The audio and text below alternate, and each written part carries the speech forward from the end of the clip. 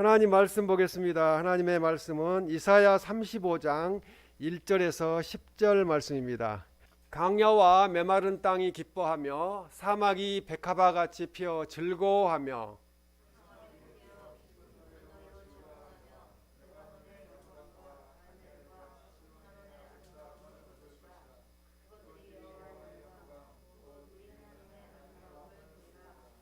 너희는 약한 손을 강하게 하며 떨리는 무릎을 굳게 하며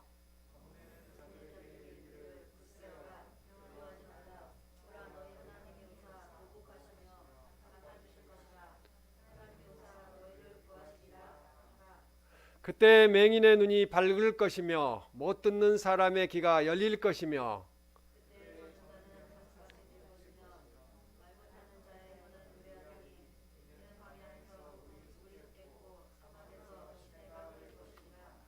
뜨거운 사막이 변하여 못이 될 것이며 메마른 땅이 변하여 원천이 될 것이며 승랑이에 눕던 곳에 풀과 갈대와 부들이 날 것이며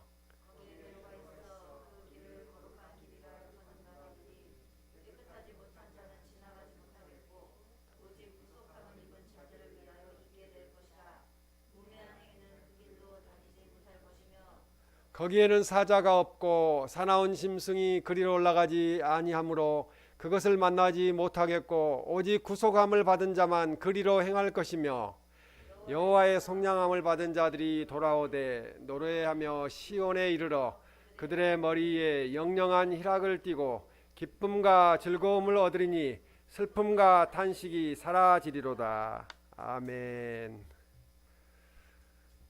하나님의 나라라는 제목으로 하나님의 말씀을 전하겠습니다. 예수님은 하나님의 나라의 복음을 전하시기 위해서 이 땅에 오셨습니다. 하나님의 나라는 우리가 죽어서 가는 곳이기도 하지만 이 땅에 이미 임하여 있어서 우리가 이 땅에서도 누리고 있는 그런 하나님의 나라입니다. 세례 요한은 예수님이 공생애를 시작하기 전부터 하나님의 나라의 도래에 대해서 이 땅에 하나님의 나라가 임하고 있다고 그렇게 선포하였습니다. 마태복음 3장 1절에서 2절 말씀에 보면은 2절에 회개하라 천국이 가까이 왔느니라고 그렇게 말씀을 합니다. 그리고 예수님은 사역 내내 하나님의 나라를 전파하셨습니다. 그 마태복음 4장 17절 말씀에 보면 회개하라 천국이 가까이 왔느니라 이렇게 말씀을 합니다. 세례 요한 당시 또 예수님 당시에 회개하라 천국이 가까이 왔느니라고 말씀하셨던 것처럼 그 이후로 이제 많은 선지자들이 또 많은 목사님들이 회개하라 천국이 가까이 왔느니라고 선포하고 있습니다. 이 시대가 2000년이 넘어서 2022년 이제 1개월 반만 있으면은 2023년이 되는 시대에 우리가 살고 있습니다. 2023년 전에 2020년 정도 전에 가까이 온 천국이 지금은 얼마나 가까이 왔을까 하는 생각을 하게 됩니다. 이사야 선지자는 이사야 35장 말씀에서 그리스도 예수님의 오심과 예수님의 복음과 주님께서 가지고 오실 대구원의 영광스러운 부분을 그렇게 영광스럽게 전하고 있습니다. 본문은 이 도래하게 될 하나님 나라의 영광과 환희에 대해서 애언적으로 기록하고 있습니다. 구속사의 최종 완성으로서 하나님의 백성에게 주실 구원의 축복에 대한 말씀을 오늘 이사야 35장에서 말씀하고 있습니다. 예수님 그리스도의 재림으로 도래할 영원한 천국, 이제 안성된 하나님의 나라, 그 하나님의 나라에서 우리들이 누릴 소망과 축복을 말씀하고 있습니다. 이사야 선지자는 본문에서 또 하나님의 나라의 영광에 대해서 말씀합니다. 하나님 나라의 영광을 비유적으로 그렇게 잘 가르쳐주고 있습니다. 오늘 주신 하나님의 말씀을 듣고 예수님이 오심으로 이 땅에 임하여 있는 하나님의 나라의 기쁨과 평강을 누리고 영원토록 살아갈 하나님의 나라를 천국을 소망하는 삶을 사시기를 주님의 이름으로 축원합니다. 이 첫 번째로 하나님의 나라에서는 구원받은 자의 기쁨이 넘치게 됩니다. 본문 이사야 35장 1절에 보면은 강야와 메마른 땅이 기뻐하며 사막이 백합화 같이 피어 즐거워하며라고 말씀합니다.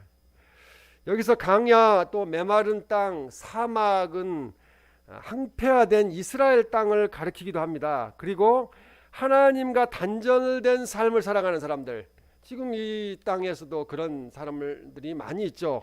그래서 그들을 메마른 사람들의 영혼을 가리켜서 강야라고 이야기하고 메마른 땅이고 사막이라고 그렇게 말씀합니다.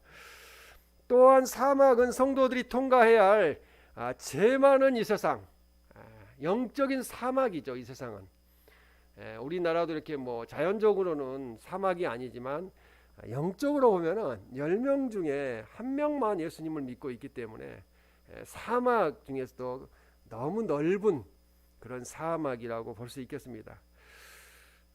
주 예수님이 이 땅에 오셨습니다. 강야와 메마른 땅이 백합화 같이 꽃피는 기쁜 낙원으로 변화되고 있습니다. 왜 그렇습니까? 영적인 사막이 갈수록 줄어들고 있기 때문에 그렇죠. 예수 믿는 사람들이 지금 우리나라에는 줄어들고 있지만 아프리카 지역은 늘어나고 있어요. 그래서 전체적으로는 32억 6천만 명 정도가 예수 그리스도를 주님으로 고백하고 믿고 있다는 것입니다. 주 예수님 그리스도께서 오셔서 대속의 고난과 죽으심을 당함으로 우리를 구원하셨습니다. 이미 구원받은 백성으로 이 땅에서 천국의 기쁨을 누리고 살고 있습니다. 예수님 믿는 자는 대속의 은혜를 받아서 천국 백성이 되었습니다. 그러므로 이 땅에서도 구분되어서 우리는 다른 사람들과 다른 사람이라는 거죠. 거룩한 백성으로 구분되어서 살고 있습니다. 이후로 예수님 그리스도의 재림으로 임하는 천국은 인간의 범죄 결과로 저주를 받아서 강야 또 메마른 땅 사막이 되었는데 창조 당시의 본래 모습으로 회복해 하신다는 거죠. 구원받은 성도는 메마른 땅에 물이 흘러 생명이 살아나듯이 생명으로 충만하게 되고요, 기뻐하며 회복되는 역사가 일어나게 될 것입니다. 이사야 35장 2절 말씀에 보면은 기쁜 노래로 즐거워하며 라고 말씀합니다. 이 1절에서 묘사된 구원받은 자의 기쁨을 더욱 인상적으로 나타내기 위해서 이사야 선지자는 이제 세 개의 지역을 말씀하는데요. 35장 2절에 레바논과 갈멜과 사론을 그렇게 아름다운 것으로 비옥한 것으로 유명한 땅을 거론하고 있습니다. 이 레바논은 우리가 잘 알듯이 향기로운 백향목으로 유명한 곳입니다. 그리고 갈멜은 웅장한 상수리 나무로 유명한 것이고요, 사론은 꽃들과 비옥한 목초지로 이루어진 것이 사론입니다. 그래서 뭐 사론이라는 이름을 많이 쓰고 있죠.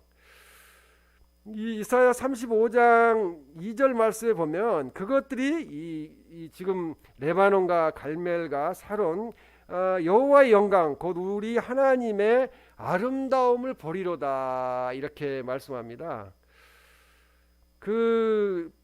여기서 이 말씀은 그것들이라는 것은 내 백성들이라고 말씀하는 거예요. 내 백성들이 내 백성들이 아름다운 영광을 보게 된다는 것입니다. 아름다운 것을 얻게 된다는 말씀입니다. 이 또한 하나님의 나라는 역사 가운데 진행되고 있어요. 지금 우리가 하나님의 나라에서 살고 있습니다. 현재적인 하나님의 나라를 말씀하기도 하는 것이죠. 현재적인 하나님의 나라에서도 하나님의 영광이 나타나고 있습니다. 누가복음 17장 21절에 보면은 하나님의 나라는 너희 안에 있느니라고 말씀합니다. 저는 이 말씀을 생각하면서 말씀을 준비하면서 하나님의 나라가 그러면 너희 안에 있다고 그러는데 우리 안에 하나님의 나라가 있는가를 생각해 보았어요. 근데 하나님의 나라가 있다가 또 없다가 그러기도 하더라고요. 우리가 성령의 9가지 열매를 맺는 사랑과 희락과 화평과 오래 참음과 자비와 양선과 충성과 온유하는 삶을 살면은 우리 안에 하나님의 나라가 있어요. 근데 그렇지 못한 삶을 살게 되면은 우리 안에 하나님의 나라가 없는 거예요. 그 평강이 없어요. 기쁨이 없어요. 그래서 이 땅에서 경험한 하나님의 나라는 의와 평강과 희락이 있는 것이라는 거죠. 그래서 우리가 평안해야 되고 기뻐해야 합니다. 로마서 14장 17절 말씀에 보면은 하나님의 나라는 먹는 것과 마시는 것이 아니요 오직 성령 안에 있는 의와 평강과 희락이니라고 말씀합니다. 이 땅에서 진행되고 있는 하나님의 나라의 임재를 입증하는 것은 어떤 특정 음식을 먹느냐 마시느냐 그것이 중요한 것이 아니고 그것을 먹을 수 있는 자유를 우리가 가지고 있다는 거죠. 그런데 이 하나님의 나라는 어떤 음식을 먹고 안 먹는 데서 나타나는 것이 아니고 오직 성령 안에서 의와 평강과 희락이 있느냐가 중요하다고 말씀합니다.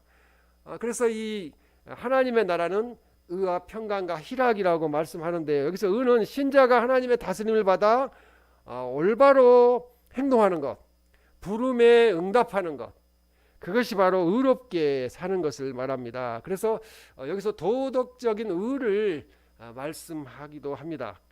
이는 예수님께서 하나님 나라 백성의 생활 현장으로 선포하신 산상수훈의 설교에서도 이 말씀을 하고 계시는데요. 마태복음 6장 33절에 보면 그의 나라와 그의 의를 구하라 이렇게 말씀합니다. 여기서 이 의는 하나님의 나라의 의를 구하라는 거죠. 하나님의 나라의 백성답게 살라는 것입니다. 그리고 희락 또는 기쁨은 의를 추구하며 예수님 그리스도로 말미암아 하나님과 더불어서 합평한 결과를, 그러니까 합평한 관계를 누리라는 거죠. 그래서 합평한 관계를 하나님과 이렇게 같이 관계를 맺고 있으면은 우리 안에 영혼의 기쁨과 성령 안에서 다른 사람과의 관계에서 오는 사귐의 기쁨이 넘치게 되고요. 또 성도의 삶에서 누리는 총체적인 기쁨이 우리가 누리게 된다고 말씀하고 있습니다. 그래서 하나님의 통치하시는 하나님 나라의 속성을 이처럼 의와 평강과 기쁨으로 표현하고 있습니다. 그래서 의롭고 평화롭고 기쁨이 넘치면은 바로 하나님의 공동체라는 거죠. 근데 의롭지 못하고 기쁘지 못하고 평강이 없다면은 그것은 하나님의 공동체가 아니라는 것을 우리가 알 수 있습니다. 이러한 하나님 나라의 모습을 드러내는 것은 로마서 14장 17절에 하나님의 나라는 이렇게 말씀하고 오직 성령 안에 있는 이라고 말씀합니다. 오직 성령 안에서만 가능하다는 거죠. 하나님의 나라가 이 땅에 임하여 있는 하나님 나라가 임하여 있는데 오직 성령 안에서 아까 말씀드렸듯이 오직 성령의 열매는 갈라디아서 5장 22절 23절 말씀입니다. 희락과 화평을 말씀하고 있어요. 사랑이 가장 중요하죠. 그 다음에 기쁨이 있어야 된다는 거죠. 화평해야 된다고 말씀합니다. 그래서 성령의 열매에서 가장 중요한 것이 사랑이고 그 다음에 희락과 화평이 중요합니다. 하나님의 나라에 속한 성도들은 누구든지 성령을 의지하여 적극적으로 평강과 기쁨의 열매를 나타내야 됩니다. 가정에서나 교회에서나 사회에서나 우리가 기쁘지 않고 화평하지 평화롭지 못하면은 그곳에는 성령님이 계시는 것이 아니고 그곳에 악한 영이 들어왔다는 것을 볼 수 있겠습니다. 그래서 우리는 이 희락하고 기뻐하고 화평하면은 그 안에서 천국의 모습을 발견하게 되고요. 하나님의 나라를 누리고 살 수 있게 되겠습니다.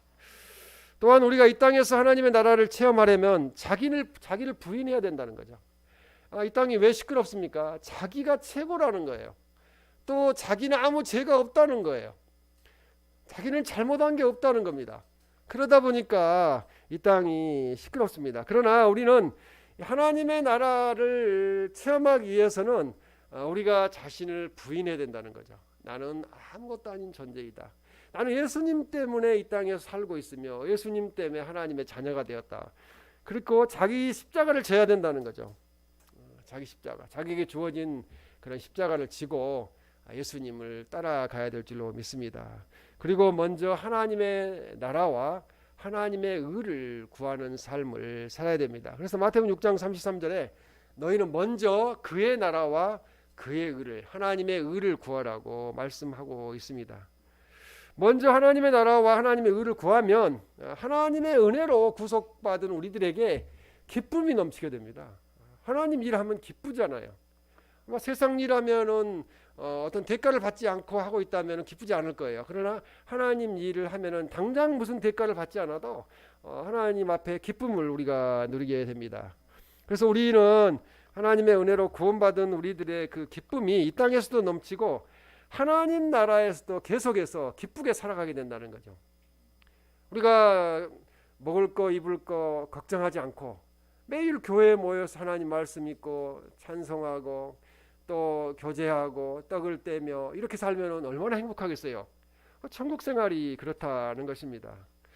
이사야 35장 10절에 보면은 그들의 머리에 영영한 희락을 띠고 라고 말씀합니다. 이 말씀은 그 얼굴이 항상 기쁨이 넘칠 것이라는 거죠. 하나님 나라의 모습이 그래요. 우리가 항상 기쁘게 사시는 분을 보면은 그 안에 하나님 나라가 있는 거예요. 하나님 나라의 모습이 나타나는 거예요. 그래서 이 시온은 하나님 나라, 또 이스라엘도 지칭하지만 하나님 나라를 지칭하는데요. 이 하나님 나라에 이르는 성도의 마음이 영원토록 영영한 희락을, 기쁨을 누린다고 말씀하고 있습니다. 이사야 35장 10절에 기쁨과 즐거움을 얻으리니 이렇게 말씀합니다. 기쁨과 즐거움이 넘치고 슬픔과 탄식이 달아날 것이라는 거죠. 당연히 기쁨과 즐거움이 넘치면 슬픔과 탄식은 생각조차 안 하게 되는 것이죠. 그래서 그러므로 하나님의 나라의 백성들인 우리들은 구원받은 자의 기쁨이 넘치게 될 천국을 소망하면서 이 땅에 임하여 있는 그 천국, 우리가 화평케하고 서로 사랑하고 기뻐하면은 누릴 수 있는 그 천국을 누리는 삶을 살아가시기를 주님의 이름으로 축원합니다. 두 번째로 하나님 나라의 백성들을 치유하여서 굳세게 하여 주시고 구원하신다는 거죠. 이러한 역사가 우리에게 임하기를 축복합니다. 현실을 살면서 우리가 좌절할 때가 많습니다. 또 절망하는 백성들의 모습들을 보게 됩니다. 그러나 하나님은 이때마다 위로와 격려의 메시지를 주시고 있습니다. 본문 이사야 35장 3절에 보면 너희는 약한 손을 강하게 하며 라고 말씀합니다. 원문에 보면은 강하게 하라, 축 처진 손들을, 그리고 흔들리는 무릎들을 굳세게 하라고 이렇게 말씀하고 있습니다. 그러니까 밑으로 처진 손, 그러면은 힘이 없는 거죠. 그리고 떨리는 무릎, 서 있으면 막 서 있기 힘들 정도 떨리는 거예요. 이 각각 연약함과 버티지 못함을 상징하고 있는데요. 이들의 삶의 목적을 상실했다는 거죠. 내가 왜 살고 있는가 할 정도로 힘들다는 거죠. 더 이상 삶을 위해서 영예에 갈 만한 힘을 잃어버린 자들을 향하여 하나님은 약한 손을 강하게 하신다고 말씀합니다. 이 말씀은 이러한 힘든 자들에게 새로운 삶의 소망을 주신다는 거죠. 제가 전도하면서 그 말씀을 했어요. 이 세상에서 실패하고 가진 거 없고 모든 걸 잃어버렸어도 천국만 소유한다면, 하나님의 나라만 소유한다면 모든 것을 한 번에 회복할 수 있다고 말씀을 드렸어요. 그렇죠. 이 세상을 어떻게 살고 어떻게 힘들게 살았어도 마지막에 천국만 소유하게 된다면, 하나님 나라만 가게 된다면 모든 것이 회복되는 거죠. 그래서 이러한 힘든 자들에게 이제 새로운 삶을 주시는데 또 능력을 주십니다. 그래서 하나님은 연약한 우리들을 위로하시고 격려하신다는 거죠. 천국까지 인도하신다는 것입니다. 때로는 살다 보면은 어떤 분이 그 이야기를 하시던데, 왜 하나님은 나만 사랑하시지 않고 나는 축복하지 않고 왜 나만 차별하실까? 그런 생각을 가질 수도 있어요. 그러나 그렇지 않다는 거죠. 그런 어려운 가정들을 통해서 하나님은 또 극복하게 하시고 위로하시고 격려하면서 잘했다고 격려하시면서 천국으로 인도해 가십니다. 이사야 35장 4절 말씀에도 보면은 굳세어라, 두려워하지 말라고 말씀합니다. 하나님이 오사 너희를 구하시리라. 하나님을 만나지 못하고 겁내는 자들에게 들려주는 말씀입니다. 굳세어라, 두려워하지 말라.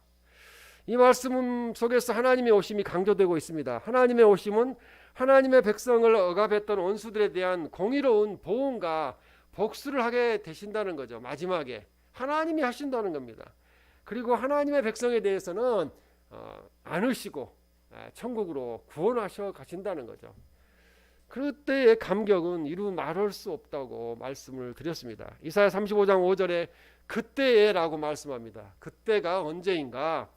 하나님의 구원의 약속이 성취되어질 미래의 그 시간, 우리는 알 수 없지만 그때에 이런 일이 일어난다는 거죠.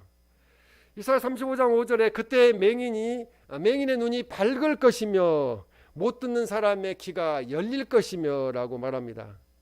인간의 여러 신체 기능 중에서 특히 눈과 귀가 중요합니다. 눈이 안 보이고 귀가 안 들리면 참 답답하죠. 그래서 이것은 또 육체적인 상태도 이야기하지만 아울러 영적인 눈이 안 보이고 영적인 것을 듣지 못하는 귀가 열리지 않는 것을 암시하기도 합니다. 그래서 여기 언급된 육체의 치유가 영적 치유와 또 장차 여호와의 오심으로 인해서 실현될 전 인격적인 치유를 말하는 거죠. 영적으로도 치유되고 육적으로도 치유되고 총체적인 이제 구원을 말씀하고 있는 겁니다. 나중에 주님 하나님 나라에 가게 되면은 뭐 장애인이 없죠. 다 눈도 잘 보게 되고 못 듣는 사람이 귀가 듣게 되니까. 또 6절에 그때 저는 자는 사슴같이 뛸 것이며, 다리가 불편한 분들도 사슴같이 뛴다는 거죠. 말 못하는 자의 혀는 노래하리라고 말씀합니다. 하나님의 치유, 구원의 안전함이 강조되고 있는 말씀입니다. 말 못하시는 분들도 답답하지요. 근데 이제는 하나님의 나라에서는 그런 분들이 없다는 거죠. 다 말을 잘하게 된다는 거죠. 노래하게 된다는 거죠. 하나님을 찬양하게 된다는 것입니다. 저는 자들이 이제 완전히 치유되어서 사슴같이 뛸 수도 있을 정도가 된다는 말씀은 놀라운 하나님의 은혜입니다. 말 못하는 자가 혀를 움직이는 정도가 아니라 하나님을 찬양할 수 있다는 거, 이건 놀라운 기적의 역사입니다. 하나님의 나라가 도래하면 각종 환자들이 치유될 것입니다. 지금 아프지만 그때는 아픔이 없어질 것입니다. 더 이상 죄로 인한 고통이 없다는 거 말씀입니다. 죄 때문에 괴로워하잖아요. 그런 게 사라진다는 겁니다. 이것은 예수님께서 이미 각종 환자를 치유하심으로 증명하셨어요. 예수님은 환자들도 치유해 주셨고 치유하시기 전에 죄를 사하여 용서하여 주셨습니다. 이사야 선지자는 구원에 관한 말씀으로 6절 말씀에 보면은 강야에서 물이 솟겠고 사막에서 시내가 흐를 것이라고 말합니다. 강야에서 물이 솟기는 어렵잖아요. 사막에서 시내가 흐르기는 현실에서는 어렵죠. 이 강야 사막에서 물이 난다는 주제는 이사야서 후반부에 40장부터 55장까지 이 말씀을 하고 있습니다. 이 건조한 강야 사막으로 뒤덮인 이스라엘 땅에서 물이 생명과 구원의 상징이라는 거죠. 물이 강야에서 솟고 사막에서 시내가 흐른다는 것은 구원을 상징합니다. 하나님께서 믿는 백성들을 어떤 환경에 있든지 이제 다 구원하신다는 거죠. 이사야 35장 7절에 뜨거운 사막이 변하여 못이 될 것이며 메마른 땅이 변하여 온천이 될 것이라고 말씀합니다. 강야 사막에서 이런 일이 가능할까요? 뜨거운 사막에서 못이 되어서 물이 나오고 메마른 땅이 변하여 온천이 된다는 것. 물이 솟고 시내가 흐르고 못이 되고 온천이 되는 일련의 계속적인 발전을 통해서 하나님이 이루시는 구원, 그 구원의 완전성을 강조하고 있습니다. 하나님의 구원은 완전하다는 거죠. 그래서 뜨거운 사막으로 번역된 히브리어는 많은 학자들에 의해서 낮은 대기층에서 불균등한 빛의 굴절 현상으로서 발생하는 신기루 현상이 있잖아요. 이렇게 고속도로 운전을 하고 가다 보면 저 끝에 물이 있는 것 같은데, 비가 오는 것 같은데 가보면 없는 거. 그래서 이 불볕 내리쬐는 사막에서 목이 가라앉은 이들을 헛된 한영으로 유도하는 이 가짜 오아시스가 물이 가득한 고여있는 진짜 오아시스로 변화되게 될 거라는 거죠. 가짜로 있던 것들이 진짜가 될 거라는 것입니다. 하나님의 나라에서는. 이사야 35장 8절에 10절 말씀은 하나님께 구속받은 자들이 시온으로 돌아오는 대로에 대해서 말씀합니다. 8절 말씀을 보겠습니다. 거기에 대로가 있어 그 길을 거룩한 길이라 일컫는 바 되리니, 이렇게 말씀합니다. 여기서 이 거룩한, 그러니까 대로가 있다는 것은 그 길이 하나님의 거룩한 목적을 위해서 사용되어질 뿐만 아니라 무엇보다도 그 길을 지나다니는 사람들이 거룩함을 덧입는 성도들을 말하고 있습니다. 우리가 천국 가는 길, 하나님과 함께하는 길, 그 길에 우리가 있다는 거죠. 거룩한 하나님의 백성들이 있게 될 것입니다. 이사야 35장 8절의 하반절에도 보면 오직 구속함을 입은 자들을 위하여 있게 될 것이라. 구원받은 백성들을 위해서 거기에 대로가 놓이게 된다고 말씀하고 있습니다.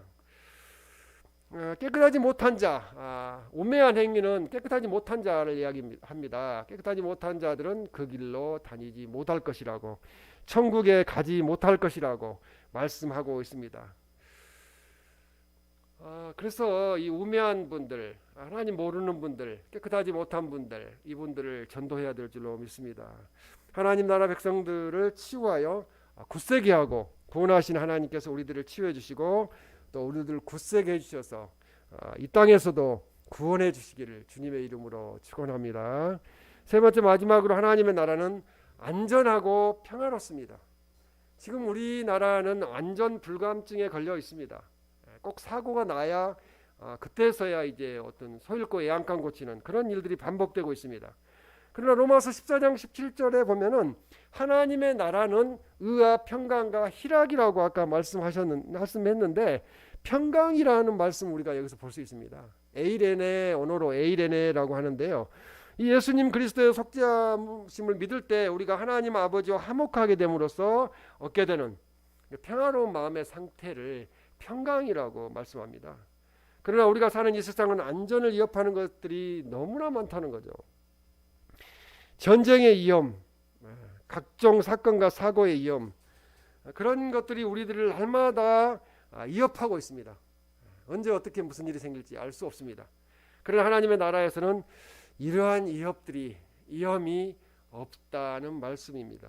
이사야 35장 9절에 보면 거기에는 사자가 없고 사나운 짐승이 그리로 올라가지 아니하므로 그것을 만나지 못하겠고라고 말씀합니다.